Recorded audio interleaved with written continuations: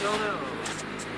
Mas aí você tem que colocar aquela pastilha dourada lá. É aquela mesmo que eu fui, cara. Não põe na vagabunda, se aquela não lá der em São certo, Paulo, mano. aí não adianta nem pôr óleo de sangrar porque vai É, ficar não vai- muito gordo. Vai arrumar a pastilha primeiro. Não, mas Eu é. cheguei até É que eu tava lá em São Paulo, cara.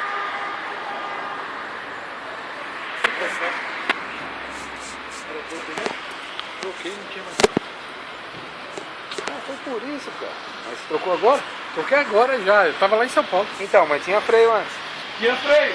Então, mas foi isso mesmo, a pastilha tá muito baixa, o cara na hora de pôr a roda, com certeza. É, alargou, né?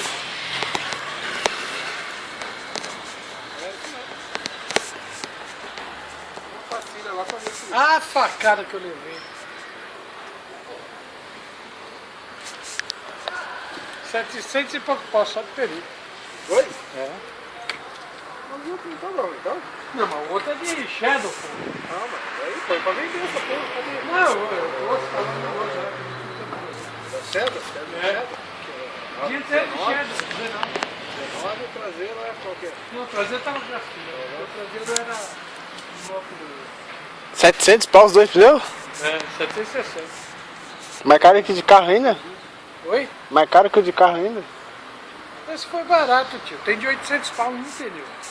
Um pneu só? Um pneu. Eu não sei o que que tem lá pra ter 800 pau de pneu, né, mas... A borracha. É, deve ser de ouro a borracha. Ah, deve ser, né? De prata com